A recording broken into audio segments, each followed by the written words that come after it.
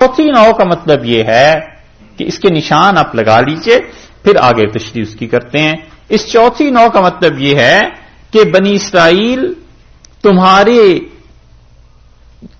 اسرائیل اللہ کے احکامات اس کو ماننا تو ایک طرف، تمہارے گناہ، تمہاری حرکتیں تو یہ ہیں کہ انبیاء علیہ الصلوۃ والسلام کو تم قتل کرتے رہے ہو، اور اس کے ساتھ ساتھ تمہاری حرکتیں یہ ہیں کہ تم نے اللہ کی کوئی بات نہیں مانی، اور تورات کو اور ان سب چیزوں کو جو اللہ نے نازل کی تھی ان چیزوں کا تم انکار کرتے رہے ہو.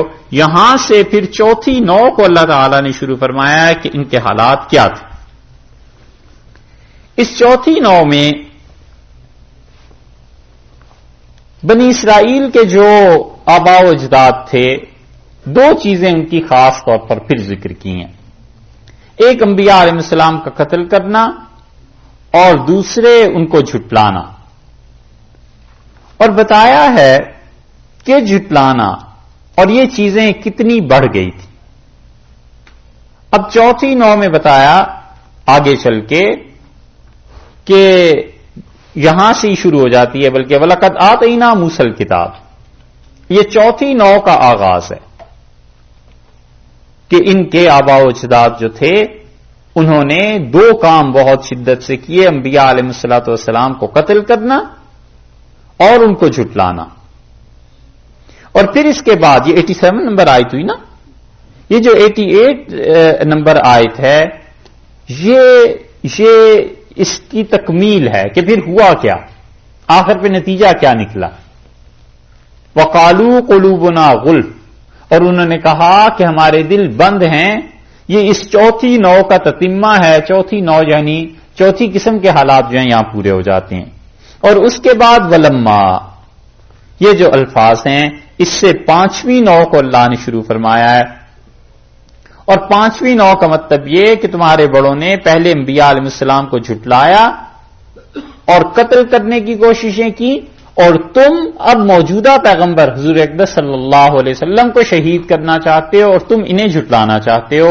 یہ پانچویں نو یہاں سے شروع فرمائی ہے ولما جاءہم سے لے کر، اور یہ آیت 89 جو پوری ختم ہوتی ہے 89 میں. اور پھر اس کے بعد اس پانچویں نو کا تتمہ اور پانچویں نو کا رزلٹ بھی بتا دیا ہے، اور وہ ہے 90 نمبر آیت، 90 نمبر.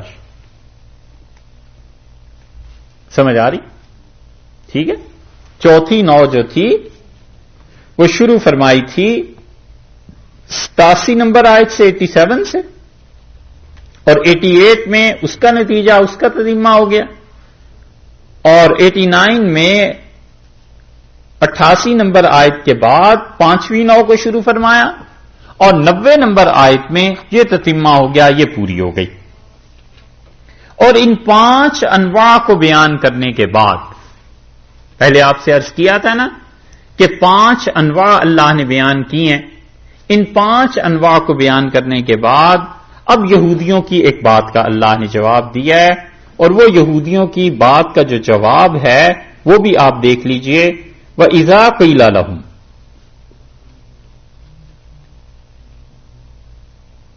یہ جو وَإِذَا قِيلَ لَهُمْ ہے نا 90 نمبر آیت میں، یہ یہودیوں کے ایک غلط بات کا جواب اللہ نے دیا.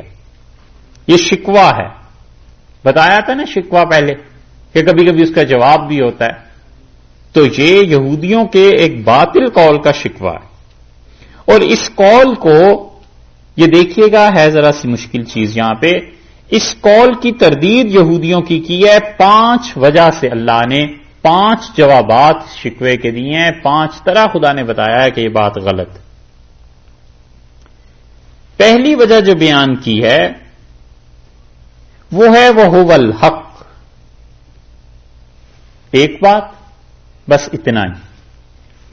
دوسری بیان کی ہے مُصَدِّقًا لِمَا مَعَهُمْ، 2 وجہیں، یہ دوسری ہے. اور پھر اس کے بعد تیسری وجہ بیان کی ہے قُلْ فَلِمَ تَقْتُلُونَ أَنْبِيَاءَ اللَّهِ مِنْ قَبْلُ إِن كُنتُم مُؤْمِنِينَ. یہ تیسری وجہ ہے. بات تو ان کی ایک تھی، خدا نے 5 جوابات اس کے دیے ہیں.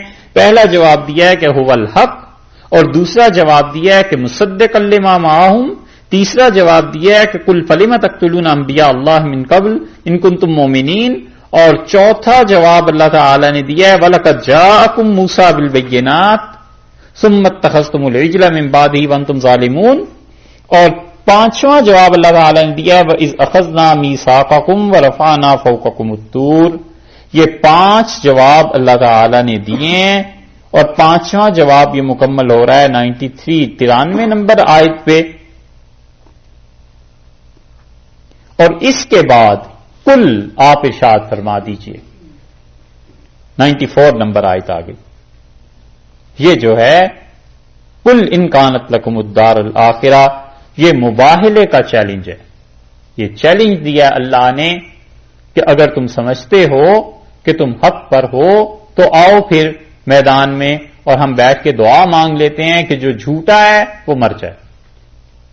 یہ مباہلہ، اس کی تفصیل انشاءاللہ اسی موقع پہ آ جائے گی 94 میں بھی، 95 میں بھی، اور 96 میں بھی ان آیات میں یہی بات کی ہے۔ اس مباہلے کے بعد رکوع کے آخر تک یہودیوں نے 3 شبہات کا اظہار کیا تھا، اور وہ 3 شبہات کا جواب اللہ تعالی نے اگلے رکوع میں دیا ہے، وہاں پہنچ کے پھر بات کر لیں گے۔ لیکن اس رکوع کی سمجھ آ گئی؟ دیکھا ہے قرآن کیسا ایک دوسرے سے مربوط ہے، ایک بات کے ساتھ جڑی ہوئی ہے، بڑی زبردست عقلی بات اور دلیل ہے جو مفسرین دیتے ہیں۔ وہ کہتے ہیں کہ آخر کیوں رسول اللہ صلی اللہ علیہ وسلم نے نزول کی ترتیب بدل دی؟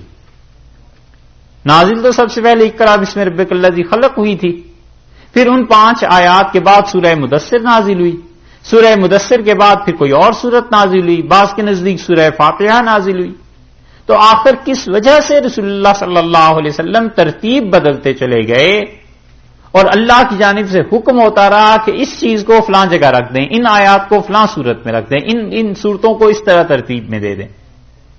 کیونکہ حدیث میں آیا ہے کہ حضرت صلی اللہ علیہ وسلم قرآن پڑھتے تھے نماز میں، تو حدیث میں آتا ہے نا، پہلے سورہ بقرہ پڑھی، پھر آل عمران پڑھی، پھر نساء پڑھی، پھر مائدہ پڑھی، اور پھر اس کے بعد رکوع کیا۔ تو اس کا مطلب ہے ترتیب تو خود بھی رسول اللہ صلی اللہ علیہ وسلم اپنے وفات سے پہلے دے چکے تھے ساری چیزیں۔ تو وہ کہتے ہیں کہ یہ دلیل ہے اس کی کہ کلام سارے کا سارا مربوط ہے، آپس میں جڑا ہوا ہے ایک دوسرے سے۔ تو اس لیے اللہ تعالی نے بتایا کہ اس آیت کا اصل مقام وہ ہے، آپ وہاں اسے رکھ دیجئے، وگرنہ اس ترتیب کو بعد میں دینے کا کوئی فائدہ نظر نہیں آتا۔ نزول پہ ہی ترتیب ہو جاتی کہ نازل ہی ایسے ہوا ہے۔ اچھا بس کروں، سمجھے آپ اس دلیل کو کہ وہ کہتے ہیں کہ نزول پہ ہی چلا دیتے، نزول کے علاوہ جو ترتیب رکھی ہے وہ کیوں رکھی ہے؟ اس کا مطلب ہے ہر آیت دوسری آیت سے جڑی ہوئی ہے۔ تو یہاں تک ہم پہنچ گئے 96 نمبر آیت تک۔ اس کی ساری چیزیں آپ نے لگا لی، لکھ لی؟ نہیں لکھی؟ اچھا میں پھر دوہرا دیتا ہوں اس کو، دیکھیے کوئی حرج نہیں، پھر دیکھ لیجئے۔ چوتھی نو جو تھی وہ ختم ہو گئی تھی نا، آج ہم نے پڑھ لی نا، 2 شرارتوں کا جو ذکر آیا تھا۔ اس کے بعد 5ویں نو، یعنی 5ویں بات جو ہم نے بالکل پہلے کہا تھا کہ 10 رکوع مسلسل ان بنی اسرائیل کی باتوں کا تذکرہ ہے، تو 5ویں نو شروع فرمائی ہے یہاں سے وَلَقَدْ آتَيْنَا مُوسَى الْكِتَابَ، نہیں چوتھی نو شروع فرمائی ہے وَلَقَدْ آتَيْنَا مُوسَى الْكِتَابَ وَقَفَّيْنَا مِن بَعْدِهِ بِالرُّسُلِ۔ یہ پوری آیت جو ہے، یہ پوری آیت ایک چیز ہے، یہ چوتھی نو اس کی شروع کی جا رہی ہے، چوتھی قسم کی شرارتیں ان کی بیان کی جا رہی ہیں، اور اس کے بعد کی 88 نمبر جو آیت ہے وہ اسی کی تکمیل ہے، اسی کا تتمہ ہے، یعنی نتیجے میں یہ بات ہوئی، یہ کہتے رہے جی۔ 89 نمبر جو شروع ہوئی ہے یہ 5ویں نو تھی، 5ویں قسم کی شرارتوں کا بیان تھا 89 میں، اور 89 کے فوراً بعد جو 90 ہے یہ بالکل جیسے آپ نے چوتھی نو دیکھی تھی، تیسری دیکھی تھی کہ ایک آیت آخر پہ اس کے نتیجے میں آ جاتی ہے، یہاں بھی 90 نمبر آیت جو ہے یہ 89 میں جو کچھ بیان کیا اس کے نتیجے میں آ گئی کہ یہ چیزیں ہوئی. اور اس 90 کے بعد 91 نمبر جو آیا ہے اس میں اللہ تعالی نے یہودیوں کا ایک شبہ تھا. یہودیوں نے ایک بات کہی، وہ بات کیا ہے یہ دیکھ لیجیے. وَإِذَا قِيلَ لَهُمْ آمِنُوا بِمَا أَنزَلَ اللَّهُ، اور جب ان سے کہا جاتا ہے ان سے بنی اسرائیل سے کہ تم ایمان لاؤ اس چیز پر جس پہ جو اللہ نے نازل کی ہے، کہتے ہیں اَنُؤْمِنُ بِمَا أُنزِلَ عَلَيْنَا، قَالُوا نُؤْمِنُ بِمَا أُنزِلَ عَلَيْنَا، کہتے ہیں ہم ایمان لائی تو ہیں اللہ نے جو کچھ نازل کیا ہے. وَيَكْفُرُونَ بِمَا وَرَاءَهُ، اور اس کے علاوہ جو کچھ ہے ہم اس کا انکار کرتے ہیں تورات کے علاوہ. اللہ نے اس ان کے جملے کا، یہ جو کفر کا جملہ تھا نا، 5 جوابات دیے ہیں. اللہ نے فرمایا وَهُوَ الْحَقُّ، یہ پہلا جواب دیا ہے. مُصَدِّقًا لِمَا مَعَهُمْ، دوسرا جواب دیا ہے. قُلْ فَلِمَ تَقْتُلُونَ أَنْبِيَاءَ اللَّهِ مِنْ قَبْلُ إِن كُنتُم مُؤْمِنِينَ، یہ تیسرا جواب دیا. وَلَقَدْ جَاءَكُم مُوسَىٰ بِالْبَيِّنَاتِ ثُمَّ اتَّخَذْتُمُ الْعِجْلَ مِن بَعْدِهِ وَأَنْتُمْ ظَالِمُونَ، یہ چوتھا جواب دیا ہے. وَإِذْ أَخَذْنَا مِيثَاقَكُمْ وَرَفَعْنَا فَوْقَكُمُ الطُّورَ، یہ 5واں جواب دیا ہے. اور یہ 5واں جواب 93 آیت میں، اس آیت میں پورا ہو جاتا ہے. اس کے بعد یہ چیلنج دیا ہے انہیں کہ اچھا بحث تو بہت ہو گئی، ایک اور کام کیوں نہ کریں کہ دعا مانگتے ہیں اللہ سے کہ جو جھوٹا ہے وہ مر جائے، اس پہ عذاب آ جائے. یہ ہیں 2 آیات، اور یہ آیات ہیں 94 بھی ہے، اس کے بعد 95 بھی ہے، اور اس کے بعد 96 بھی ہے جہاں رکوع پورا ہو رہا ہے. سمجھ آئے؟ اب لکھ لیے، ٹھیک ہے صاحب. اب ٹھہریے، یہاں سے سورہ بقرہ کی آیت نمبر 87 سے اب بات شروع ہو رہی ہے چوتھی نو کی، کہ بنی اسرائیل سے کہا جا رہا ہے کہ تم لوگوں نے حضور اقدس صلی اللہ علیہ وسلم کو جو ماننے سے انکار کیا ہے، تو تمہارے آباء و اجداد نے اس سے پہلے تکذیب بھی کی، جھٹلایا بھی، اور جھٹلانے کے ساتھ ساتھ انبیاء علیہ الصلوۃ والسلام کو قتل بھی کیا. اور اللہ تعالی نے یہودیوں کے اس جرم کو بہت جگہ پر ارشاد فرمایا ہے، اور کئی جگہ یہ کہا ہے کہ دیکھو وہ ہمارے بندے جنہیں ہم نے دنیا میں ہدایت کے ساتھ مبعوث کیا، اور ہم نے یہ چاہا کہ ان کی پیروی کر کے اور تم لوگ ہم تک پہنچو اور ہمارے احکامات کا اتباع کرو، ان کی جو انبیاء علیہ الصلوۃ والسلام کہتے ہیں ان کی باتوں کو مانو، تو تم ان سب چیزوں سے ہٹ گئے. اور اب جبکہ یہ آخری نبی یعنی حضور اقدس صلی اللہ علیہ وسلم اس دنیا میں آئے ہیں اور ہم نے انہیں بھیجا ہے تاکہ تم ان کی پیروی کرو، تو اب تم ان کا بھی انکار کر رہے ہو.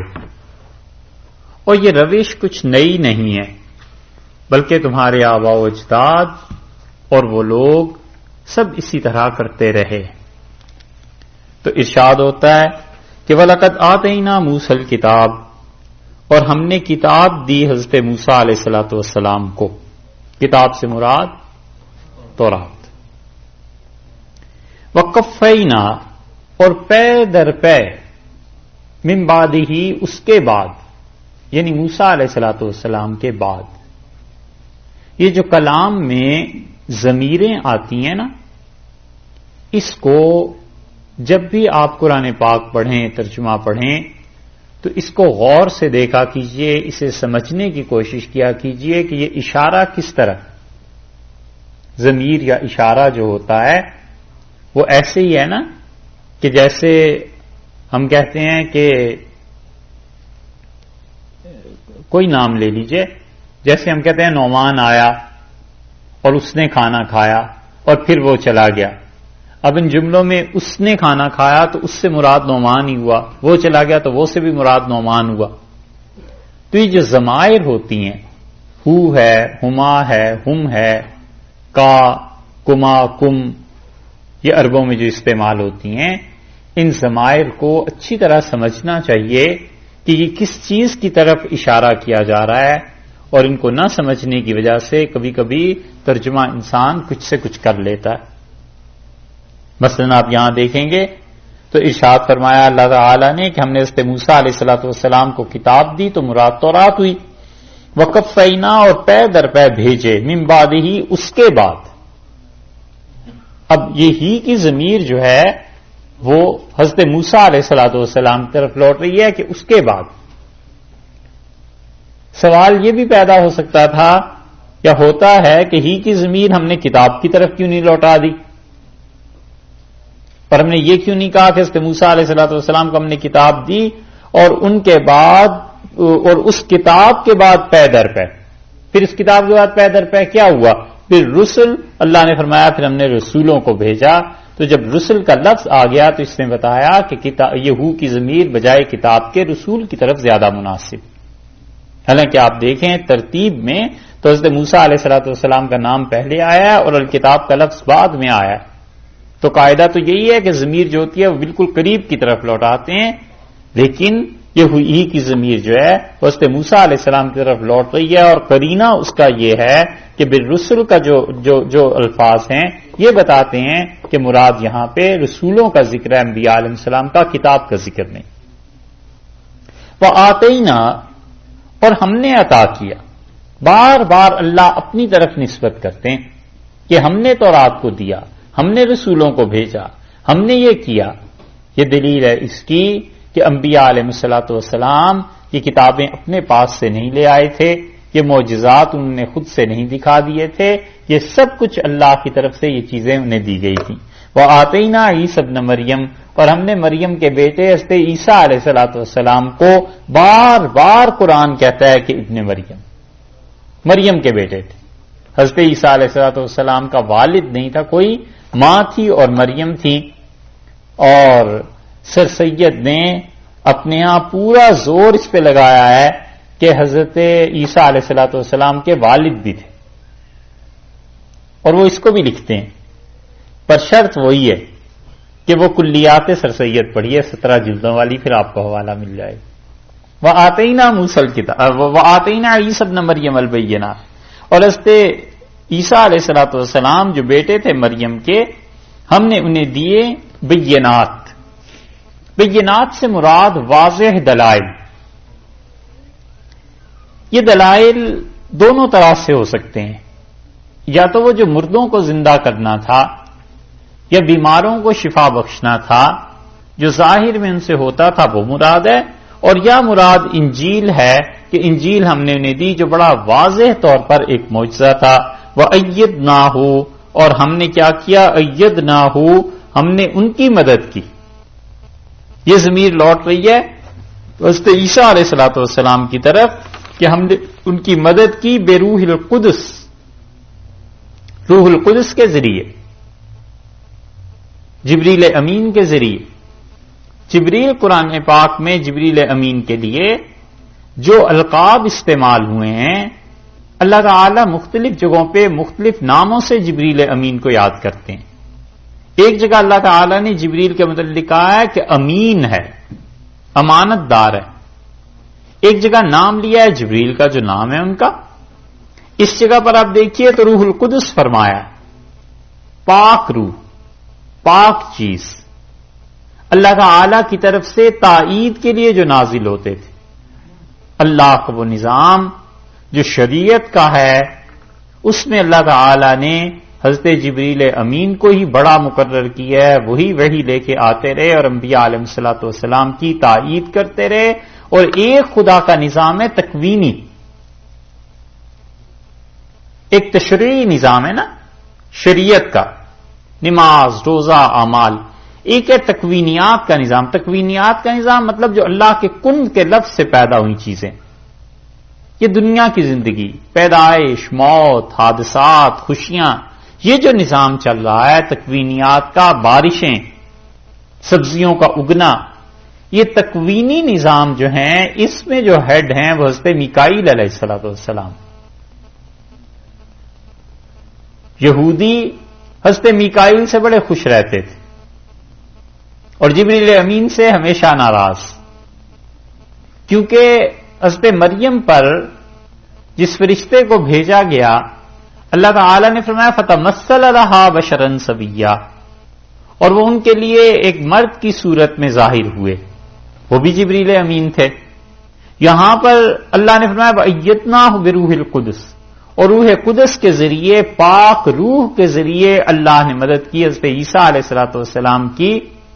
تو یہ جبریل امین کو خاص دخل ہے انبیاء علیہ السلام کے ساتھ وحی کرنے میں، اور اسی طرح القاء کرنے میں، دل میں کوئی مضمون ڈالنے میں، اور اسی طرح شریعت کے معاملات میں. اور اسی مناسبت سے حسان ابن ثابت رضی اللہ عنہ شاعر تھے نا، تو آپ نے دیکھا رسول اللہ صلی اللہ علیہ وسلم نے کیا دعا دی، آپ نے فرمایا اللہم ایدہ بروح القدس، اللہ جبریل امین کے ذریعے حسان کی مدد فرما، کیونکہ شاعری کے مضامین آتے ہیں دل میں. اس مناسبت سے حضرت صلی اللہ علیہ وسلم نے وہاں روح القدس کا لفظ استعمال فرمایا. تو جبریل امین ان کا اپنا وجود ہے، فرشتے ہیں، بنے ہوئے ہیں نور سے، ان کے پر ہیں. حضرت صلی اللہ علیہ وسلم نے فرمایا میں نے 2 مرتبہ بس ان کو ان کی اصلی صورت میں دیکھا. ایک مرتبہ جب وہ وحی لے کے آئے، اور ایک مرتبہ فرمایا معراج کی رات میں جب میں ان کے ساتھ گیا ہوں تو حضرت صلی اللہ علیہ وسلم نے فرمایا 600 پر تھے جبریل کے، اور جس طرف وہ آسمان کے تھے پورا آسمان بھرا ہوا نظر آ رہا تھا. اور اسی لیے رسول اللہ صلی اللہ علیہ وسلم پر راستے میں جب حملہ ہوا ہے نا معراج کے سفر میں، تو جبریل امین نے کہا کہ میں آپ کو بتاؤں اس سے بچنے کی ترکیب کیا ہے. تو حضرت صلی اللہ علیہ وسلم پہ ایک شیطان نے، جن نے حملہ کیا. جب آپ معراج کے لیے جا رہے تھے اس کائنات میں کہیں سے گزر رہے ہوں گے، جب جہاں بھی ہوں گے، تو اس نے جب حملہ کیا تو وہ آگ کی طرح تھا، لپکا رسول اللہ صلی اللہ علیہ وسلم کی طرف، اور جبریل امین نے کہا کہ آپ یہ دعا پڑھیے اس سے یہ پلٹ جائے گا. اور حضرت صلی اللہ علیہ وسلم نے وہ پڑھی اور وہ جن بھاگ گیا. یہ سب چیزیں روحانیت کے ساتھ تعلق رکھتی ہیں. اس عالم میں اگر یہ اصول آپ ذہن میں رکھیں تو بہت سے مسائل حل ہو جاتے ہیں کہ اس جہان میں، اس دنیا میں روح مغلوب ہے اور جسم غالب ہے. مادیت ہے نا، تو مادیت غالب ہے روحانیت پر. میٹیریلزم اسپرچولیزم پہ غالب ہے. اور جو اگلا جہان ہے، جب اس دنیا سے نکل کے ہم اس دنیا کی بات کرتے ہیں تو اس میں روح غالب ہے اور جسم مغلوب ہے. تو ہم اس جہان کو ناپنا شروع کرتے ہیں مادے کے اعتبار سے، حالانکہ وہاں کا پیمانہ روح ہے، مادہ نہیں ہے. تو جب انسان روحانی دنیا کو، روحانیات کو روح سے ماپے گا تو پھر بہت سے مسائل حل ہو جاتے ہیں. ٹائم کا وہ تصور نہیں ہے جو ہمارے یہاں ہے. صحیح حدیث میں، بخاری میں آیا ہے کہ حضرت داؤد علیہ السلام حکم دیتے تھے اپنے نوکر کو کہ تم یہ سواری تیار کرو، اور وہ گھوڑا وغیرہ تیار کرتا تھا اور اتنے دیر میں وہ پورا زبور پوری پڑھ لیتے تھے. یہ جو چیز تھی، اس کا مطلب یہ ہے کہ ٹائم جو ہم سمجھتے ہیں روحانیت کے اعتبار سے ٹائم میں بڑی گنجائش آ جاتی. شاہ ولی اللہ رحمۃ اللہ علیہ نے اپنے والد کے متعلق نقل کیا ہے ایک جگہ کہ عصر کی نماز پڑھ کے وہ بیٹھے رہے اور پھر وہ اپنے ذکر، اذکار، مراقبہ ان چیزوں میں مصروف تھے، اور پھر انہوں نے جب سر اٹھایا تو مجھ سے کہنے لگے کہ میں ایسی جگہ پہنچ گیا تھا جہاں پر جب پہنچا ہوں تو اس کے بعد 40,000 سال گزر گئے. حالانکہ وہ وقت عصر اور مغرب کے درمیان کا تھا، اس سے بھی کم تھا. یہ چیزیں ایسی ہیں، اس کی ضرورت پیش آتی ہے.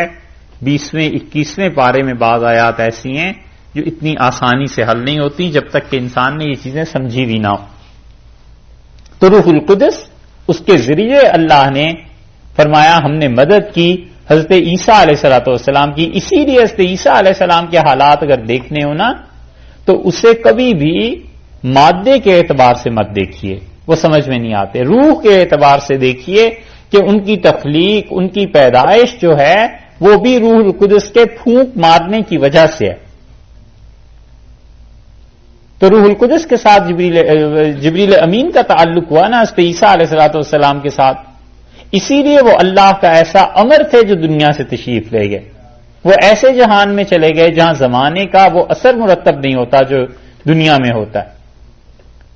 تو بہت سے لوگ پوچھتے ہیں کھاتے کیا ہوں گے، کیسے رہتے ہوں گے، یہ چیزیں ایسے ہی بچوں کے سوالات ہیں. وہ تعلق کی روح القدس سے ہے، عالم آخرت سے. تو اللہ نے فرمایا ایت نہ ہو، ہم نے کیا کیا، ان کی مدد کی، ان کی تائید کی روح القدس کے ذریعے.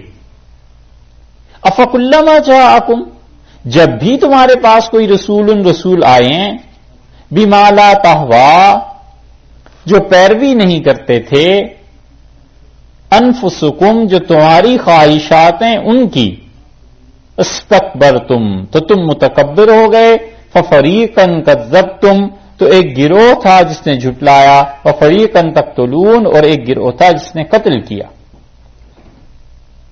جب بھی انبیاء علیہ الصلوۃ والسلام تمہارے پاس آئے ہیں تم نے یہ بات کی. اس آیت کریمہ کو آپ ایک طرح سے غور کیجئے کہ اللہ تعالی نے یہ بات کہی کس سے ہے، مخاطب کون ہے. ہمیں بس اس آیت میں پہلے تو یہ تلاش کرنا ہے کہ یہ تخاطب ہے کس سے. شروع ہوتی ہے آیت وَلَقَدْ آتَيْنَا مُوسَى الْكِتَابَ، اور ہم نے حضرت موسیٰ علیہ الصلوۃ والسلام کو کتاب دی. ٹھیک ہے جی، پچھلے زمانے میں انہیں کتاب دے دی گئی. وَآتَيْنَا عِيسَى ابْنَ مَرْيَمَ الْبَيِّنَاتِ، اور ہم نے حضرت عیسیٰ علیہ الصلوۃ والسلام کو کیا کیا، مریم کے بیٹے تھے، واضح نشانیاں دی.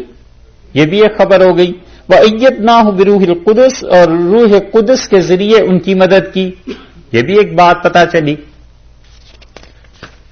فوراً اللہ تعالی اس سے آ گئے اس پہ کہ افکلما جاءکم رسول، کیا جب بھی تمہارے پاس کوئی پیغمبر آیا، تو کہاں تو روح سخن ماضی کی طرف تھا اور کہاں فوراً آ گئے ہیں حال میں کہ جب بھی تمہارے پاس کوئی پیغمبر آیا.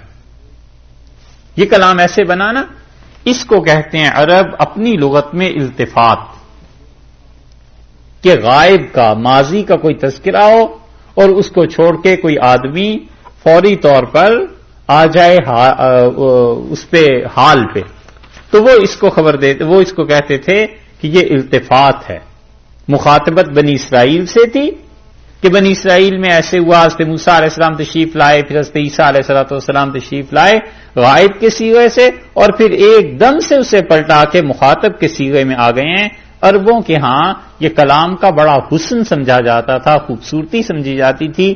اللہ نے اس چیز سے یہاں پہ کام لیا ہے. اللہ تعالیٰ نے بالکل ان کے ادب کے مطابق بات کی، جو عربی ادب اور گرامر اور لٹریچر تھی، خدا نے باندھ کے رکھ دیا ہے عربی کو قرآن کے ساتھ.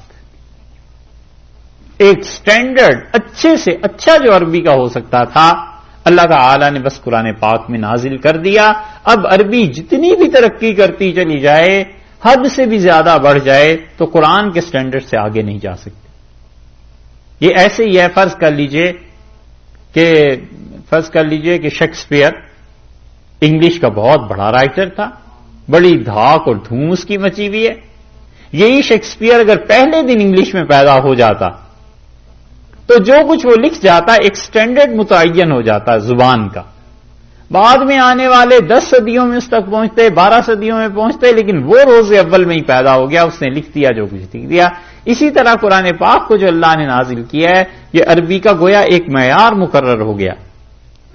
تو ارشاد فرمایا فَكُلَّمَا جَاءَكُمْ رَسُولٌ، کیا جب بھی کوئی پیغمبر تمہارے پاس ان احکامات کے ساتھ آیا ہے، بِمَا لَا تَهْوَا، جو نہ بھائے.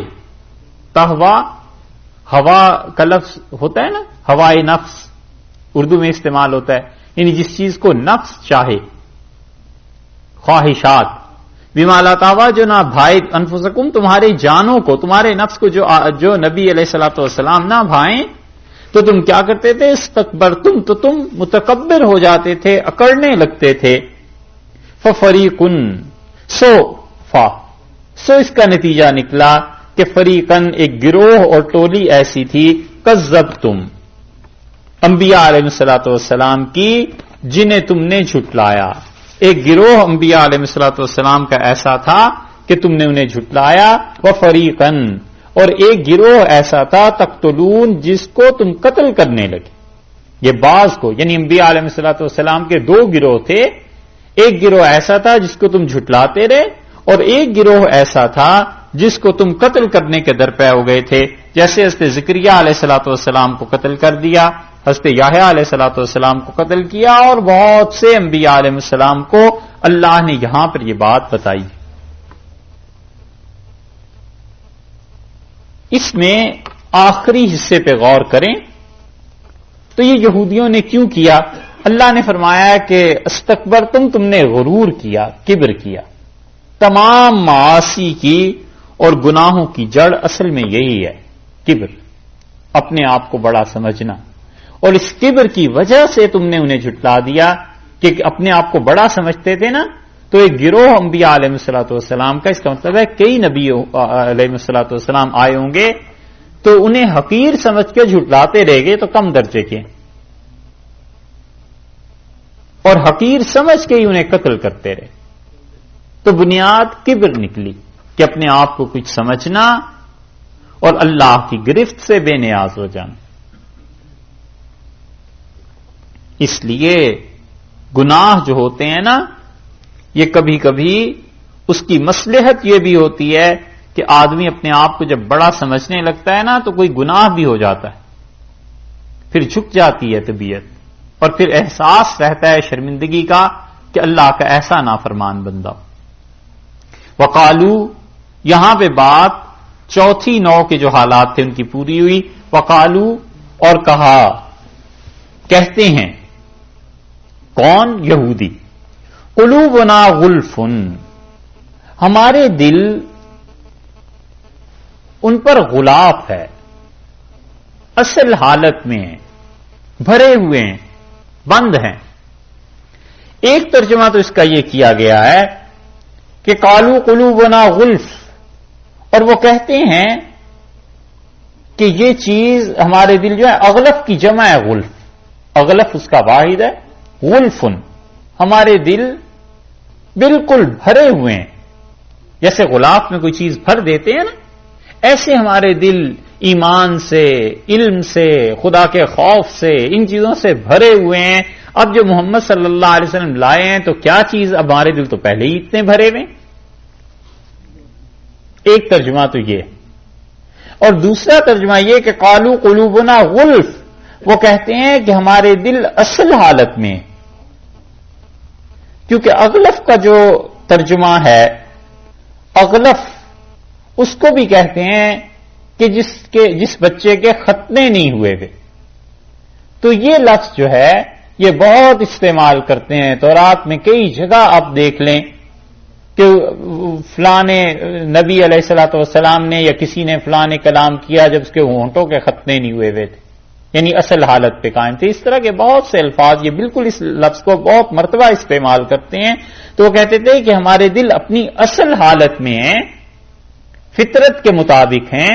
اگر محمد صلی اللہ علیہ وسلم کا کلام اور خدا کا کلام اس میں کوئی اثر ہوتا تو کیوں نہ ہم قبول کرتے. اللہ نے فرمایا ہے بل لعنہم اللہ، یہ نہیں ہے کہ تمہارے دل اصل حالت پہ ہیں، بلکہ اللہ کی لعنت پڑی ہے تم پر، خدا کی رحمت سے تم دور ہو گئے ہو. یہ وہ مہر ہے جباریت کی، اور یہ چوتھے درجے کا کفر ہے کہ اللہ نے تمہارے دلوں پر مہر لگا دی ہے، لعنت ہوئی ہے اس کی، بے کفریم، اس سبب سے کہ تم کفر کرتے تھے.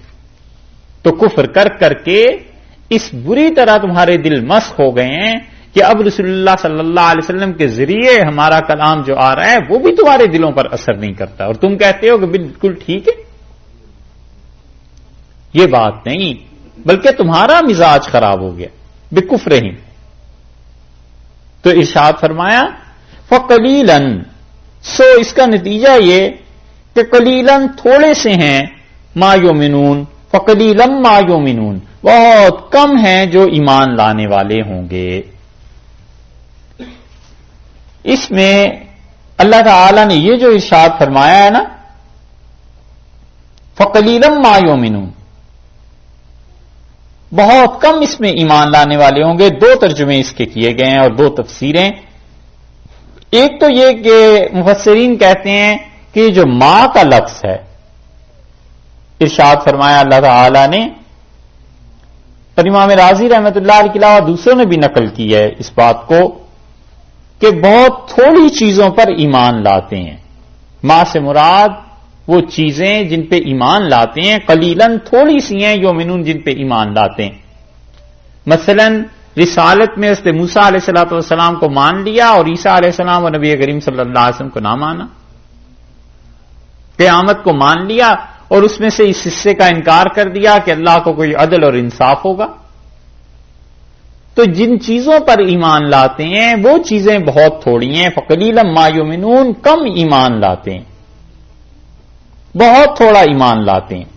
اور یہ وہ بات ہو گئی جو بھی آپ نے پڑھی، افتؤمنون ببعض الکتاب وتکفرون ببعض، تم کتاب کے ایک حصے پہ ایمان لاتے ہو، ایک حصے پہ کفر کرتے ہو، نہیں مانتے۔ ایک تو ترجمہ یہ کیا ہے، اور دوسری ترجمہ یہ کیا گیا ہے کہ ماں جو ہے وہ قلت کی تاکید کے لیے ہے۔ اللہ نے پہلے کہہ دیا قلیلاً، تھوڑا سا، ماں اس میں اور زور دینے کے لیے کہ بہت ہی تھوڑا سا، تو بہت ہی تھوڑا سا تم ایمان لاتے ہو، تو مطلب یہ ہو گیا کہ قلت عدم پر معمول، یعنی بالکل ایمان نہیں لاتے تم، نہ تھوڑا اور نہ زیادہ، سرے سے مسلمان ہی نہیں، سرے سے ایمان ہی نہیں لاتے۔ اس کا دوسرا ترجمہ اور تفسیر یہ کہ ابن کثیر رحمۃ اللہ علیہ نے لکھا ہے اس کو، فقلیلا ما یؤمنون، بہت ہی کم، اور اس سے بھی کم ایمان رکھتے ہو، یعنی بالکل نہیں رکھتے، تمہارا ایمان ہی نہیں ہے ان چیزوں۔ یہ ہوئی چوتھی نوع اس کی مکمل۔ اچھا، اب دیکھیے آگے بات شروع ہوئی، اور اللہ تعالیٰ فرماتے ہیں وَلَمَّا جَاءَهُمْ كِتَابٌ مِّنْ عِندِ اللَّهِ، اور جب ان کے پاس پانچویں نوع کی ابتدا ہو رہی ہے نا، اور پانچویں نوع میں یہ بتاتے ہیں کہ آج جو تم رسول اللہ صلی اللہ علیہ وسلم کے معاصر ہو، تم بھی اسی برائی میں مبتلا ہو جس میں تمہارے باپ دادا مبتلا تھے، اور اب تم رسول اللہ صلی اللہ علیہ وسلم کو ایسے ہی جھٹلا رہے ہو جیسے تمہارے باپ دادا نے حضرت عیسیٰ علیہ السلام کو جھٹلایا تھا، جیسے وہ انبیاء علیہ السلام کو نہیں مانتے تھے۔ آج بنی اسرائیل تمہارا بھی یہی حال ہے۔ یہ پانچویں نوع ہے، پانچویں طرح کی چیزیں ان کی ذکر کی جا رہی ہیں، اور اللہ تعالی نے فرمایا کہ وَلَمَّا جَاءَهُمْ كِتَابٌ مِّنْ عِندِ اللَّهِ، اور جب ان کے پاس کتاب آئی۔ اس آیت کریمہ میں کچھ چیزیں ہیں جو ذرا سی مشکل ہیں، مگر آپ سمجھنے کی کوشش کیجئے، ہم بھی کوشش کرتے ہیں ہم بھی سمجھیں اس کو۔ وَلَمَّا جَاءَهُمْ كِتَابٌ مِّنْ عِندِ اللَّهِ، اور جب کتاب آئی ان کے پاس اللہ کی طرف سے، کتاب سے مراد قرآن ہے۔ کتابن تنوین آ گئی نا، عظیم الشان کتاب، یہ بڑی قدر والی پاک کتاب ان کے پاس آئی، موجودہ یہودیوں کے پاس جو رسول اللہ صلی اللہ علیہ وسلم کے دور میں ہیں، ان کے پاس جب کتاب آئی، مصدقن، وہ کتاب کیا کرتی تھی؟ تصدیق کرتی ہے، لما معہم، جو کچھ کہ ان کے پاس ہے، وقانو، اور ان کا حال یہ تھا یہودیوں کا، من قبل، اس سے پہلے، یستفتحون علی الذین کفروا، کافروں کو بتاتے تھے رسول اللہ صلی اللہ علیہ وسلم کے بارے میں۔ فلما جاءہم، اور جب وہ تشریف لے آئے، ما عرفو، انہوں نے نہیں پہچانا، کفروا بہی، اور ان کا انکار کر دیا، فلعنت اللہ علی الکافرین، سو جو کافر ہیں اللہ کی لعنت پڑے ان پر۔ لما کا لفظ آیا ہے 2 مرتبہ۔ پہلی مشکل بات تو یہ سمجھنے کی ہے کہ جو لما کا لفظ ہے نا، ولما ایک مرتبہ آیت کے شروع میں آیا ہے، ٹھیک ہے جی، دیکھ رہے ہیں نا؟ اچھا، اور دوسری مرتبہ کہاں آیا ہے؟ فلما جاءہم، یہ 2 مرتبہ لما آیا ہے۔ لما کا مطلب یہ ہے کہ جب، اور جب کا جواب کیا ہے؟ جب کا جواب ہوتا ہے نا، اردو میں آپ دیکھیے تو بولتے ہیں نا کہ جب وہ آئے تب یہ کام ہوا، جب تم نے کہا ہی نہیں تو میں کیسے مانوں؟ جب کا لفظ جو ہے وہ اپنے جواب کو چاہتا ہے نا؟ اردو میں بھی ہر زبان میں ہے، لما جب کے معنی میں ہے۔ اس جب کا جواب کہاں ہے، لما کا جواب کہاں ہے، یہ ڈھونڈنا ہے۔ 2 مرتبہ لما آیا ہے اور 2 اس کے جواب ہونے چاہیے۔ مفسرین کہتے ہیں کہ یہ جو پہلا لما آیا ہے نا، ایک گروہ تو کہتا ہے کہ اس کا کوئی جواب اللہ نے نہیں دیا، بس اسے چھوڑ دیا ہے کہ انسان لوگ خود ہی اس پہ غور کر لیں۔ ٹھیک ہے جی؟ وہ کہتے ہیں وَلَمَّا جَاءَهُمْ كِتَابٌ مِّنْ عِندِ اللَّهِ، اور جب ان کے پاس کتاب آئی اللہ کی جانب سے، مُصَدِّقٌ لِّمَا مَعَهُمْ، جو تصدیق کرتی ہے تورات کی جو یہودیوں کے پاس ہے، وَكَانُوا مِن قَبْلُ يَسْتَفْتِحُونَ عَلَى الَّذِينَ كَفَرُوا، اور اس سے پہلے یہودی بتایا کرتے تھے ان لوگوں کو جو کافر ہیں رسول اللہ صلی اللہ علیہ وسلم کے بارے میں، فلما وہ بات کی بات، فلما جاءہم ما عرفوا، اور جب آ گئے، جب دوسرا آ گیا، لما دوسرا آ گیا نا تو جواب تو پہلے کا نہ آیا۔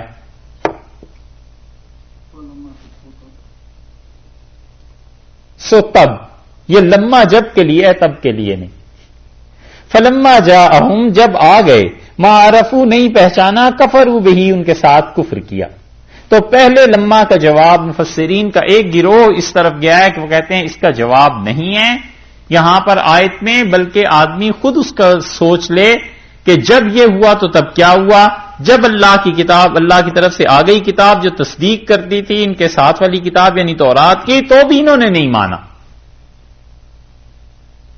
اور ایک گروہ مفسرین کا یہ گیا ہے کہ وہ کہتے ہیں جو لما 2 مرتبہ آیا ہے نا، اس پہلے لما کا جواب دیکھیے۔ وہ مفسرین کہتے ہیں جب ان کے پاس کتاب آئی اللہ کی جانب سے، قرآن جو تصدیق کرتا تھا تورات کی بھی، اور اس سے پہلے یہ بتایا کرتے تھے یہودی کافروں کو رسول اللہ صلی اللہ علیہ وسلم کے بارے میں، فلما جاءہم ما عرفوا، اور جب رسول اللہ صلی اللہ علیہ وسلم آ گئے تو انہوں نے نہیں پہچانا۔ وہ کہتے ہیں وہ جو پہلا لما ہے نا، پہلا جو گزرا ہے کہ جب یہ ہوا قرآن اور یہ چیزیں، کفروا بہی، انہوں نے کفر کیا۔ وہ کہتے ہیں لما کا جواب یہ ہے۔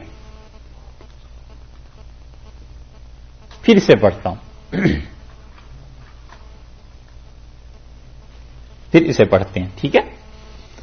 وَلَمَّا جَاءَهُمْ كِتَابٌ مِّنْ عِندِ اللَّهِ، جب اللہ کی طرف سے قرآن نازل ہوا جو تصدیق کرتا ہے اس کتاب کی جو ان کے پاس یعنی تورات ہے، اور اس سے پہلے یہودیوں کا حال یہ تھا کہ علی الذین کفروا، یہ کافروں کو بتاتے تھے کہ رسول اللہ صلی اللہ علیہ وسلم نے آنا ہے۔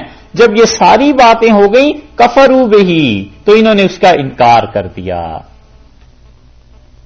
وہ کہتے ہیں کہ اس آیت کو فلما جاءہم ما عرفوا، یہ جو 4 الفاظ آ رہے ہیں اسے آپ درمیان سے ایک لمحے کے لیے ہٹا لیں، اور اس لما کا جواب یہ آ گیا کفروا بہی، تب انہوں نے انکار کر دیا۔ آئی سمجھ؟ ٹھیک۔ وہ دوسرا گروہ مفسرین کا کہتا ہے یہ جو دوسرا لما ہے نا، یہ پہلے کی تائید کے لیے آیا ہے، کیونکہ درمیان میں وقفہ آ گیا تھا زیادہ، تو اللہ تعالی نے پھر اس لما کو دوبارہ ذکر کر دیا تاکہ سلسلہ کلام آپس میں جڑ جائے۔ جیسے ہم کہتے ہیں جب ہم نے کہا تھا یہ کام نہیں کرنا اور پھر تم نے یہ کام کیا اور فلاں کو مارا اور فلاں کو مارا اور فلاں کو مارا اور فلاں کام کیے تم نے، جب کہا تھا تو پھر ایسے ہو گیا۔ وہ جب جو پہلے والا تھا دوبارہ اس کو لمبے فکروں کے بعد لاتے ہیں نا، وہ اصل میں پہلے ہی جب ہوتا ہے، اسی کی تکرار ہوتی ہے۔ تو مفسرین کہتے ہیں کہ جو لما ہے دوسرا، یہ پہلا جو آیا ہے یہ دوسرا اسی کی تائید کے لیے آیا ہے، اور دونوں کا جواب ایک ہی ہے کہ انہوں نے کیا کیا، فلما جاءہم، جب آ گیا دین ان کے پاس، ما عرفوا، انہوں نے پہچانا نہیں، کفروا بہی، اور اس کے کفر کیا، انکار کیا۔ آئی سمجھ میں بات؟ ٹھیک ہے۔ اندازہ ہوتا ہے کہ قرآن پاک بغیر اساتذہ سے پڑھے سمجھ نہیں آتا.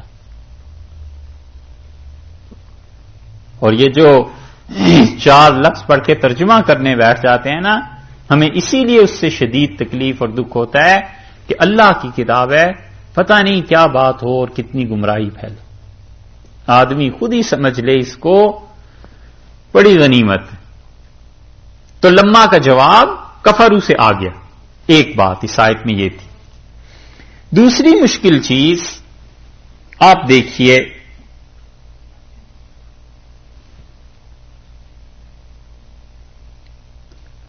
اور وہ یہ ہے کہ اللہ تعالی نے فرمایا لما جاءہم کتاب من عند اللہ. چلیے پڑھتے ہیں، آئے گا آگے لفظ تو پھر بات کریں گے. یہ جب کا جواب تو مل گیا. لما جاءہم ولما جاءہم، اور جب آ گئی کتاب یعنی قرآن پاک، اتنی عظیم الشان کتاب. یہ تنوین ہے نا، عظیم الشان کتاب. من عند اللہ، اللہ کی جانب سے. کتاب ان کا یہاں ترجمہ قرآن پاک ہو گیا. تو قرآن کے ساتھ کوئی اتنا بڑا لفظ لگانا جس سے اس کی عظمت ظاہر ہوتی ہو، مفسرین نے تو لکھا ہے لیکن اردو ترجمہ میں کسی نے بھی اس کو نہیں لکھا. تو یہاں پر اگر کوئی ترجمہ کرے گا تو وہ لکھنا چاہیے اسے کہ عظیم الشان کتاب یا جلیل القدر کتاب یا اتنی عظیم کتاب، کیونکہ تنوین جو ہے نا کتابن، یہ خود بتاتی ہے، جیسے وہ گزرا نا رعدن برقن، وہاں گزری تھی نا بات، اسی طرح یہ اس کی عظمت شان پہ دلالت کرتی ہے. وَلَمَّا جَاءَهُمْ كِتَابٌ مِّنْ عِندِ اللَّهِ، جب اللہ کی طرف سے ان کے پاس کتاب آ گئی. مصدق، اور کتاب کیا کرتی ہے؟ تصدیق کرتی ہے. لِمَا مَعَهُمْ، جو اس چیز کی جو ان کے پاس ہے. اور ان کے پاس کون سی کتاب تھی؟ تورات کی تصدیق کرتی ہے. وَقَانُوا، اور یہ ہیں یا تھے، من قبل، اس سے پہلے. یستفتحون کا ایک مطلب تو ہے فتح سے بنا ہے یہ لفظ. اور فتح کا مطلب عربوں کے ہاں ایک تو آتا ہے خبر دینا، کسی کو اطلاع دینا، علم کے معنی میں علم سکھانا. صاحب روح المعانی نے اسے نقل کیا ہے کہ اس سے پہلے یہ خبر دیتے تھے، اس سے پہلے یہ علم بتاتے تھے، سکھاتے تھے، اطلاع کرتے تھے علی الذین کفروا، کافروں کو رسول اللہ صلی اللہ علیہ وسلم کے متعلق. یہ بتاتے تھے کہ ایک نبی صلی اللہ علیہ وسلم نے آنا ہے.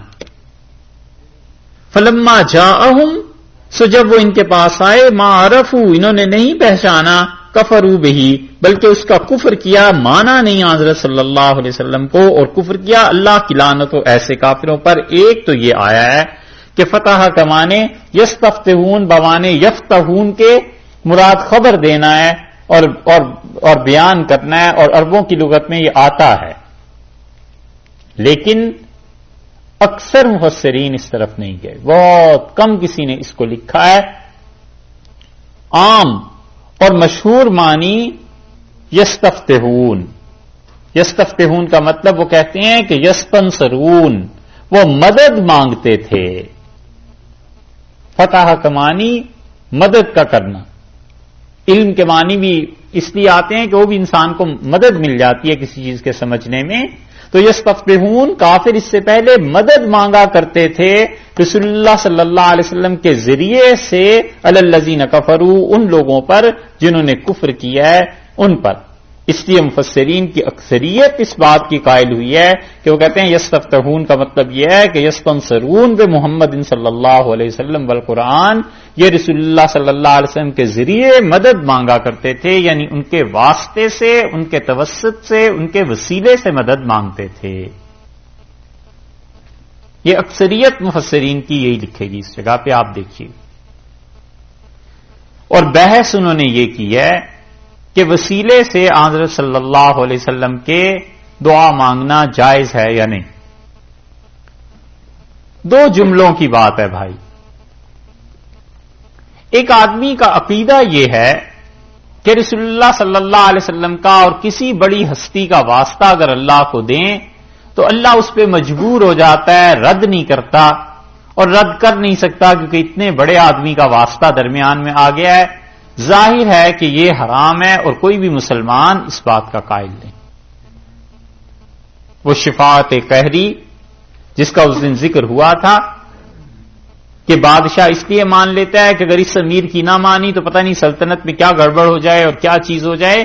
اللہ کے ہاں کوئی ایسا تصور نہیں ہے. اگر کوئی اس عقیدے سے اللہ کے کسی نیک بندے کا وسیلہ اختیار کرے کہ خدا اس سے مجبور ہو جائے گا اور نہ بھی کرنا ہو کام تو بھی کر دے گا، تو یہ نہ صرف یہ کہ حرام ہے بلکہ اس قسم کا عقیدہ کفر ہے، کیونکہ اللہ کسی کے نام سے بھی مجبور نہیں ہوتا اور اللہ کسی کے بڑے سے بڑے حتیٰ کہ رسول اللہ صلی اللہ علیہ وسلم کے اس میں گرامی پر بھی اللہ نے اگر کوئی کام نہیں کرنا تو یہ اس میں گرامی بھی اور کوئی بھی مجبور نہیں کر سکتا کہ اللہ سے یہ کام کرائے. رسول اللہ صلی اللہ علیہ وسلم لا مکرہ لہ، اور اللہ کو کوئی چیز مجبور نہیں کر سکتی کہ وہ کسی کام کو کرے. یہی عقیدہ ہے نا سب مسلمانوں کو.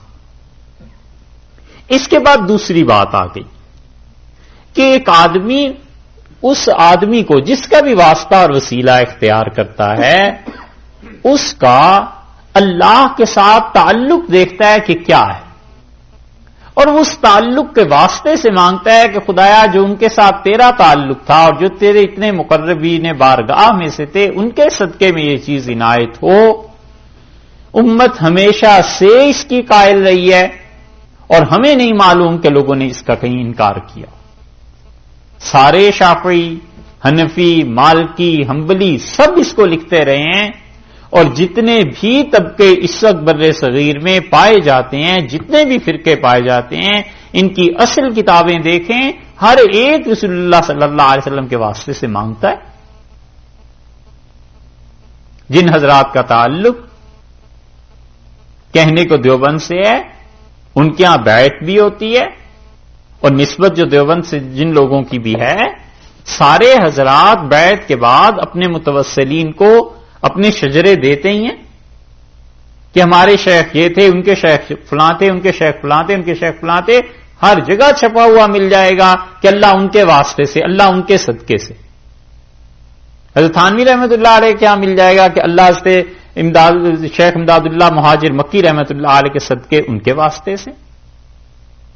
ہر کوئی اس بات کا قائل. جتنے مشائخ تھے سب یہی لکھتے ہیں، کسی نے یہ نہیں کہا کہ یہ حرام ہے، ناجائز ہے. اگر یہ حرام اور ناجائز کے درجے کی چیزیں ہوتی تو یہ حضرات جو توحید کے زیادہ داعی تھے یہ کیوں لکھتے رہے؟ دوسرا طبقہ جو صوفیہ کا ہے وہ تو ویسے بھی قائل ہے. تیسرے حضرات جو حدیث کو ترجیح دیتے ہیں ان کے ہاں جو اصل لوگ تھے انہوں نے اپنی کتابوں میں صاف صاف لکھا کہ رسول اللہ صلی اللہ علیہ وسلم کے واسطے اور وسیلے سے مانگنے میں کوئی حرج نہیں. حتیٰ کہ وہ یہاں تک لکھ گئے کہ ابن قیم مدد قاضی شوقاں مدد. ابن قیم آپ مدد کیجئے اور شوقان کے قاضی شوقانی جو تھے رحمت اللہ علیہ آپ مدد کیجئے. اس حد تک یہ شعار ملیں گے. تو اسلاف میں سب کے ہاں یہ چلتا رہا ہے اور اسی وجہ سے آپ اگر عربی پڑھیں گے تو آپ کو ایک دلچسپ بات پتا چلے گی. عربی کی کتابوں میں جہاں جہاں تحقیق ہوئی ہے نا، یہ اللہ کا شکر ہے کہ ان کتابوں میں انہوں نے تحریف نہیں کی. یہ جتنی کتابیں اب سعودیہ سے اور مصر سے شام سے جہاں نئے نئے ڈاکٹرز ہیں اور ریسرچ ورک کر کے ان کتابوں پہ بھیج رہے ہیں کہ اس کتاب میں مثلاً حدیث آئی ہے تو لکھ دیں گے حاشیے میں کہ حدیث فلاں جگہ پہ ہے، قرآن کی آیت آئی ہے تو لکھ دیں گے. کتنی ہی کتابوں میں اصل متن میں آتا ہے کہ اس بزرگ کی قبر پہ مانگی گئی دعا قبول ہوتی ہے یا اس بزرگ کے واسطے سے اللہ سے دعا کی جائے تو قبول ہوتی ہے. آج کل اس کے حاشیے پہ لکھ دیتے ہیں کہ یہ بدعت ہے، نہیں کرنی چاہیے. لیکن یہ تو ان کی تحقیق ہے نا کہ بدعت ہے یا نہیں ہے. پچھلے جو تھے وہ سب ایسے ہی لکھتے تھے. یہ تو اختلافات شروع ہوئے ہیں اب اس 15ویں 14ویں صدی میں آ کے. پچھلے 1300 سال میں کیا ہوتا رہا؟ شاہ ولی اللہ صاحب رحمت اللہ علیہ ہر جگہ لکھتے ہیں. سعدی کو دیکھ لیجئے، خدایا بحق بنی فاطمہ کہ برقول ایماں کنی خاتمہ. اللہ حضرت فاطمہ رضی اللہ عنہ کی اولاد میں اللہ ان کے صدقے ایمان کی موت نصیب فرما. سعدی رحمت اللہ علیہ کے شعر میں. حضرت مجدد الفسانی رحمت اللہ علیہ وہ بھی لکھتے ہیں ایسی. وہ کہتے ہیں میں نے والد سے سنا ہمیشہ کہتے تھے کہ حسن خاتمہ میں رسول اللہ صلی اللہ علیہ وسلم کی آل سے محبت کو بڑا دخل ہے. والد کہتے تھے کہ حضرت صلی اللہ علیہ وسلم کی اولاد، ان کی آل، اس سے محبت ہونی چاہیے. اور انسان کو اگر حسن خاتمہ چاہیے نا، اپنا ایمان خیریت سے دنیا میں لے جانا، اس چیز کو بڑا دخل ہے اس میں. اور کہتے ہیں، لکھتے ہیں مکتوبات میں کہ والد صاحب کا جب آخری وقت آیا تو میں نے کہا آپ فرماتے تھے کہ اہل بیت کی محبت کو بڑا دخل ہے رسول اللہ صلی اللہ علیہ وسلم کی اولاد سے محبت کو حسن خاتمہ میں، تو اب آپ کا آخری وقت ہے، کیا سمجھتے ہیں اس محبت کو؟ تو مجھ سے فرمایا سر شاریم، سر سے پاؤں تک ڈوبا ہوا ہوں اس پاک خاندان کی محبت. یہ لکھا ہے اس سے مجدد رحمت اللہ علیہ. سارے قائل ہیں. اور پھر یہ حضرات تو بعد کے ہیں، پہلی صدی ہجری میں لوگ ایسے مل جائیں گے. خود رسول اللہ صلی اللہ علیہ وسلم نے تلقین فرمائی اور فرمایا کہ تم اللہ سے یوں مانگو کہ اللہ نبی رحمت صلی اللہ علیہ وسلم کے صدقے میں. یہ حدیث آئی ہے جس میں ایک صحابی رضی اللہ عنہ آئے اور آنکھوں کی تکلیف تھی اور وہ پھر ٹھیک ہو گئے. اس حدیث کی کئی سندیں ہیں اور صحیح سند سے بھی یہ ثابت. اور تو اور شیخ الاسلام ابن تیمیہ رحمت اللہ علیہ جیسا انسان وہ وسیلے کا قائل ہے رسول اللہ صلی اللہ علیہ وسلم سے مانگنے میں. تفصیل جو ہم نے بیان کیا ہے شیخ وہی بیان کرتے ہیں. ایک جگہ اس کی کافی تشریح ہم نے کی تھی، یہ الفرقان میں، وہ پوری کیسٹ اس موضوع پہ مل جائے گی. خلاصہ آپ کے سامنے بیان کر دیا ہے کہ اگر کوئی اس عقیدے سے مانگتا ہے کہ اللہ پر کوئی جبر ہو جائے گا اور خدا مجبور ہو جائے گا، بالکل نہیں، توبہ کرنی چاہیے. یہ عقیدہ کفر کی طرف لے جاتا ہے. اور ایک آدمی حضرت صلی اللہ علیہ وسلم یا اپنے مشائخ یا اپنے اساتذہ یا اللہ کے کسی نیک بندے یا اللہ کی کسی صفت اور اللہ کی اپنی کسی نیکی کے صدقے سے مانگتا ہے. سارے مانگتے رہے ہیں. اگر یہ چیز حرام اور ناجائز ہوتی تو امت میں کوئی طبقہ تو مستقل ایسا ہوتا جو انکار کرتا. اب آج کل کچھ لوگ کرنے لگے ہیں اور وہ بھی دلیل کوئی نہیں. تو جب یا ان کی مان لے یا پھر پچھلی پوری امت جو گزر چکی ہے ائمہ اربعہ سب کے سب حضرات ان کی مان لے. تو اس لیے اس کا ترجمہ یہ کیا گیا کہ وَكَانُوا مِن قَبْلُ يَسْتَفْتِحُونَ عَلَى الَّذِينَ كَفَرُوا، اور اس سے پہلے یہ فتح مانگتے تھے کافروں پر رسول اللہ صلی اللہ علیہ وسلم کے صدقے میں. اور روایات میں آتا ہے کہ حضرت صلی اللہ علیہ وسلم کا ذکر مبارک جہاں تورات میں آیا ہے اسے کھول کے میدان جنگ میں کہتے تھے کہ اللہ اس ہستی کے صدقے ہمیں فتح دے دے. فلما جاءہم، جب وہ تشریف لے آئے، ما عرفوا، انہوں نے انہیں پہچاننے سے انکار کر دیا.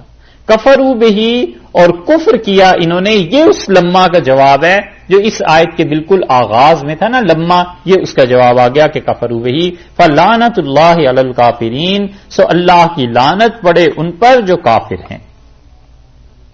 حضرت عبداللہ ابن عباس رضی اللہ عنہ کی تفسیر جو اب چھپ بھی گئی ہے، اس یستفتحون کو وہ دیکھیے گا، اس پہ ان کی روایت یہ ہے کہ یستنصرون، اللہ سے نصرت مانگتے تھے بے محمد صلی اللہ علیہ وسلم، رسول اللہ صلی اللہ علیہ وسلم کے واسطے سے اور قرآن کے واسطے سے. تو ارشاد فرمایا کہ یہ ان کی حرکتیں ہیں. اور اس پانچویں نو کو اب یہاں مکمل کر رہے ہیں کہ بئس ما اشتروا، کیا ہی بری چیز ہے، کیا ہی غلط چیز ہے. اشتراؤ، جو انہوں نے، اشترا کے دونوں مطلب آتے ہیں نا، خریدنا بیچنا. کیا ہی بری چیز ہے جو انہوں نے خرید لی، بہی، جس کے ساتھ، انفسہم، یا اپنی جانوں کو بیچ دیا. ان یکفروا، یہاں پر بیچنے کے معنی میں آ گئی کہ کیا ہی بری چیز ہے جس چیز کے عوض انہوں نے انفسہم، اپنی جانیں کھپا دی، جانوں کو بیچ دیا اور عوض میں حاصل کیا ان یکفروا بما انزل اللہ، جو کچھ اللہ نے نازل کیا تھا اس کا کفر کیا، اس کا انکار کر دیا. بس یہ انہوں نے کمایا کہ اپنی جانیں کھپا کر اس کے عوض میں کیا چیز حاصل کر لی، بیچی اپنی جانیں اور اس کے عوض میں کفر کو حاصل کر لیا. بغیًا، ضد، باغی ہو گئے، ضدی ہو گئے، باغی بھی نہیں ضدی ہو گئے. ان ینزل اللہ، اس بات پر یہ ہے کفر کی علت کا بیان کہ کفر کیوں ہوا. ان ينزل اللہ کہ اللہ تعالی نے نازل کیا من فضلہ اپنے فضل کو علی من یشاء من عبادہ اپنے بندوں میں سے جس پہ چاہ خدا نے اپنے فضل کو نازل کیا. یہاں فضل سے مراد وحی ہے کہ اللہ نے وحی نازل کی اپنے بندوں میں سے جس پہ چاہی, یعنی رسول اللہ صلی اللہ علیہ وسلم پر اللہ نے وحی نازل کر دی. انہیں وہ حسد لے ڈوبا بغضاً. اس سے معلوم ہوتا ہے کہ آپ دیکھیے فضل کے بعد اللہ نے کیا الفاظ ارشاد فرمائے ہیں. اللہ تعالی نے فرمایا کہ ينزل اللہ من فضلہ اللہ نے اپنا فضل اپنی وحی نازل کی علی من یشاء من عبادہ اپنے بندوں میں سے جس پہ چاہا. تو معلوم ہوتا ہے کہ جو اچھے احوال ہیں جو محض اللہ تعالی کا فضل ہوتا ہے وہ خود خدا کے چاہنے پہ موقوف ہے. انسان کے کسب انسان کی محنت کو اس میں کچھ دخل نہیں. من یشاء من عبادہ اپنے بندوں میں سے جس پہ چاہا. مثلاً علم ہے, رشک آتا ہے کہ کسی کو اللہ نے اتنا علم دے دیا تو اللہ نے اپنے جس بندے کو چاہا علم دے دیا. خوبصورتی ہے, فلاں کیوں اتنا خوبصورت ہو گیا, اللہ نے جس کو چاہا دے دی. وہ چیزیں جو انسان کو اپنے کسب اور اپنی محنت سے حاصل نہیں ہو سکتی اس کا تذکرہ چل رہا ہے کہ اللہ نے جس کو چاہا دے دیا. فباؤ سو یہ آ گئے بے غضب خدا کا غضب ان پہ نازل ہوا علی غضب ایک غضب کے بعد دوسرے غضب پر. ایک تو مفسرین کا گروہ اس طرف گیا ہے جس میں امام رازی رحمۃ اللہ علیہ بھی شامل ہیں, نقل کیا انہوں نے کہ یہ دونوں غضب جو ہیں اصل میں ایک ہی ہے بات. فباؤ بغضب علی غضب اللہ کا غضب در غضب نازل ہوا ان پہ. اور غضب کو دونوں جگہ اللہ نے تنوین کے ساتھ ذکر کیا ہے نکرا. اس کا مطلب ہے شدید غصہ اور پھر شدید غصہ خدا کا نازل ہوا ان یہودیوں. یہ جو ہر 100 150 200 برس کے بعد مار دیتا ہے نا کوئی انہیں, ان کی تاریخ آپ پڑھیں, ہر 150 برس 200 برس کے بعد کوئی نہ کوئی آفت ان پہ ایسی آتی ہے کہ لگتا ہے یہ یہودی بالکل دنیا سے ختم ہو گئے. پھر پھیلنا شروع ہو جاتی ہیں, پھر ایک فصل تیار ہو جاتی ہے, 200 سال بعد آ کے پھر کوئی کاٹ کے چلا جاتا ہے. وہ کوئی جڑی اکھیڑ دے اس کی فتنے کی, وہ اس پہ عیسیٰ علیہ السلام ہی ہوں گے کہ ختم ہی ہو جائیں دنیا سے. یہ ہے چیز. فباؤ بغضب علی غضب اللہ کا غصہ در غصہ اس قوم پر نازل ہوا جس مالک نے اتنے انعامات کیے تھے اس کی نافرمانیاں اور بار بار اس کی نافرمانیاں اور اس کے بھیجے ہوئے بندوں کو قتل کر دینا یہ کوئی کم گناہ تھوڑے ہی تھے. ایک تو تفسیر یہ ہوئی. دوسری تفسیر یہ کی گئی ہے کہ فباؤ بغضب علی غضب اور اللہ تعالی کا ایک غضب تو ان پر اس وقت نازل ہوا جب انہوں نے نبی کریم صلی اللہ علیہ وسلم کی رسالت کا انکار کیا ہے. اوپر گزرا ہے نا کہ یکفروا بما انزل اللہ, یہ کفر کرتے ہیں اور حضرت صلی اللہ علیہ وسلم کو نہیں مانتے. ایک غضب تو ان پہ یہ نازل ہوا اور دوسرا غضب بغیاً جو ضد انہوں نے کی اس پہ نازل ہوا. دو چیزیں ہو گئیں جمع, ایک تکذیب حضرت صلی اللہ علیہ وسلم کی اس پر اور دوسرا اس ضد اور عناد پر, اس شرارت پر جو دل میں چھپی ہوئی تھی. سمجھتے تھے کہ اللہ کے پیغمبر ہیں علیہ الصلوۃ والسلام, اس کو جو ضد ہے بس. فباؤ بغضب علی غضب, پہلا غصہ انکار پر, دوسرا غصہ ضد پہ. ایک اور بڑی اچھی تفسیر کی مفسرین نے, وہ کہتے ہیں ان یہودیوں پر پہلا غضب نازل ہوا جب عیسیٰ علیہ الصلوۃ والسلام کا انکار کیا اور دوسرا غضب نازل ہوا جب رسول اللہ صلی اللہ علیہ وسلم کا انکار کیا. تو دونوں نبیوں کا انکار اس پہ خدا کا غصہ ان پہ برسا.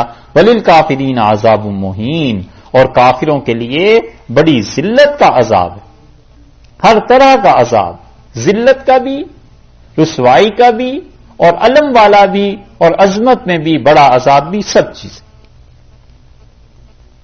اب بات آئی کہ یہودیوں نے بات کی اور کہتے ہیں وَإِذَا قِيلَ لَهُمْ آمِنُوا, جب ان سے کہا گیا کہ ایمان لے آؤ, بما انزل